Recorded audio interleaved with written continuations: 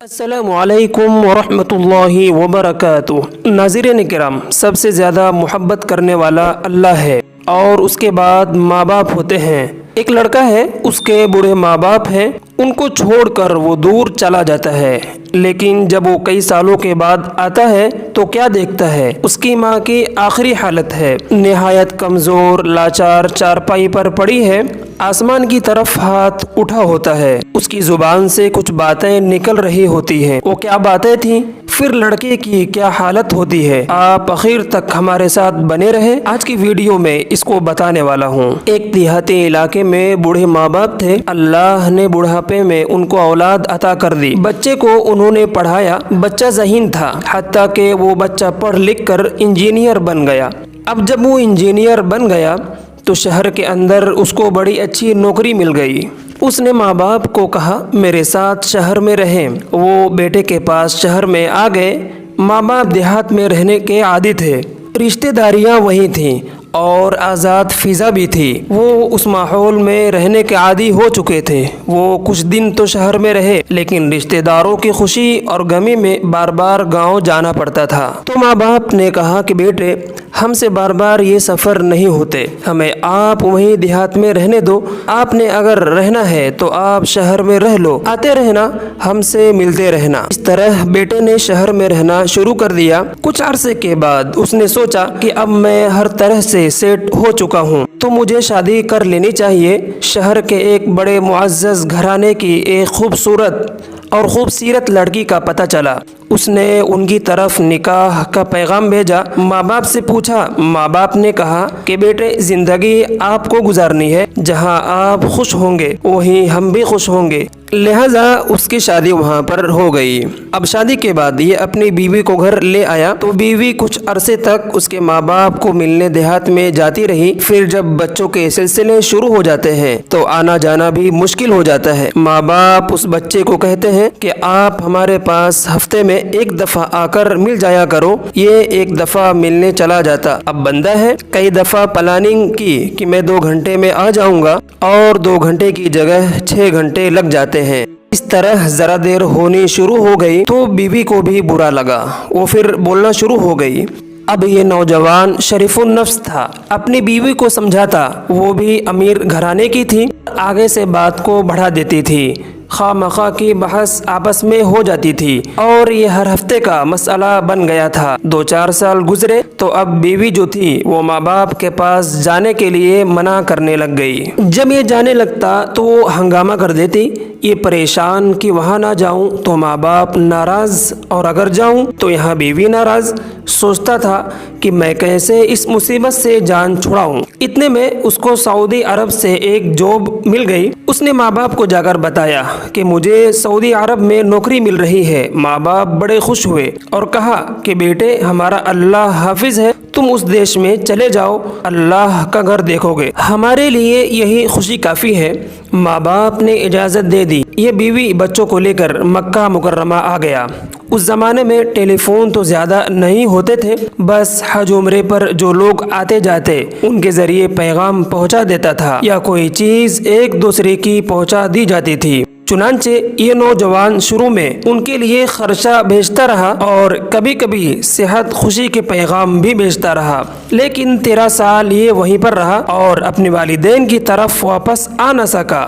نیک تھا، ہر سال حج کرتا تھا۔ ایک مرتبہ حج کے 2-3 دن یہ مطاف میں کھڑا تھا، بیت اللہ کے سامنے زارو قطر رو رہا تھا۔ کسی اللہ والے نے دیکھا، پوچھا نوجوان کیا ہوا؟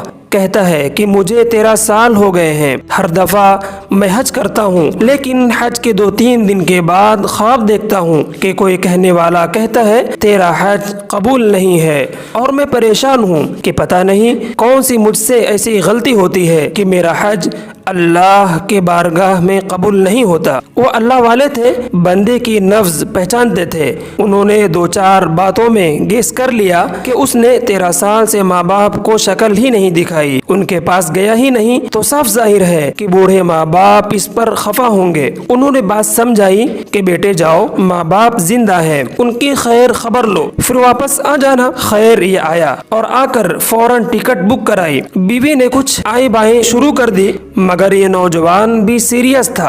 उसने उसको भी शेर की आंखें दिखा दी। जब बीवी ने देखा कि बहुत सीरियस नजर आता है तो वो भी खामोश हो गई। खैर उसने तैयारी की और वापस अपने मुल्क आ गया। अब जब वो अपने गांव के करीब पहुंचा तो उस नौजवान को ये भी पता नहीं था कि मेरे माँ बाप इस वक्त जिंदा भी हैं या नहीं। अब ये सोच रहा है कि पता नहीं मेरे माँ बाप किस हाल में हैं। 13 साल हो गए हैं। उसको एक 9-10 साल का लड़का मिला। उसने उससे पूछा कि वो फला बड़े मियाँ का क्या हाल है। उसने बताया कि वो बड़े मियाँ तो 6 महीने पहले फौत हो गए। अलबत्ता वो बूढ़ी औरत जिंदा है, घर में है और बड़ी बीमार है। मैंने सुना है कि उनका एक बेटा है जो सऊदी अरब गया हुआ है। पता नहीं वो कैसा नामाकूल बेटा है जो अपने माँ बाप की खबर ही नहीं लेता। बच्चा बात करके चला गया, लेकिन उस नौजवान के दिल की तार को छिड़ गया।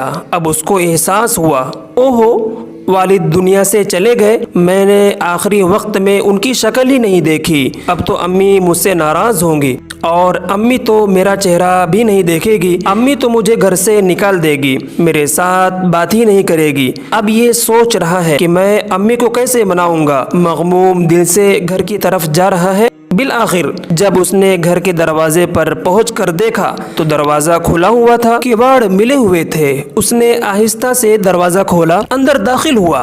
क्या देखता है कि सिहन में चारपाई है, उसके ऊपर बूढ़ी माँ लेटी हुई है। हड्डियों का ढांचा थी, वो चारपाई के साथ लगी हुई थी। उसको ख्याल आया कि कहीं अम्मी सो रही हो तो पहले आहिस्ता आहिस्ता चलते हुए करीब जाता हूँ। उसकी वालिदा की आंखों पर मोतिया आ चुका था। जब वो दबे पांव बिल्कुल करीब पहुंचा तो वो हैरान हुआ। उसके वालिदा के हाथ आसमान की तरफ उठे हुए थे और वो कुछ अल्फाज कह रही थी, गोया अल्लाह से दुआ मांग रही थी। उसने जब करीब होकर सुना तो माँ ये अल्फाज कह रही थी, ऐ अल्लाह, मेरा खाविन दुनिया से चला गया, मेरा एक ही बेटा है जो मेरा महरम है। अल्लाह उसे बखैरियत वापस पहुँचा देना ताकि अगर मेरी मौत आ जाए तो मुझे कब्र में उतारने वाला कोई मेरा महरम मौजूद हो। माँ ये दुआ मांग रही है और बेटा समझता है कि माँ मुझे देखना अभी गवारा नहीं करेगी। उसने जब माँ के ये अल्फाज सुने उसने फौरन कहा, अम्मी मैं आ गया हूँ। तो माँ चौंक उठी, आवाज सुनते ही बोली, मेरे बेटे आ गए? उसने कहा, जी अम्मी मैं आ गया। माँ कहने लगी, बेटे जरा करीब हो जाना, मैं तुम्हारी शक्ल नहीं देख सकती, मुझे अपना बोसा ही लेने दो, मुझे अपने जिस्म की खुशबू सूंघने दो। ये माँ की मोहब्बत होती है। खैर ये बेटा 2-4 दिन वहाँ रहा। अल्लाह की शान कि माँ बीमार थी, चंद दिनों में फौत हो गई। उसने अपनी वालिदा को दफनाया और उस जिम्मेदारी से फारिग होकर कुछ अरसे के बाद मक्का मुकर्रमा वापस आ गया।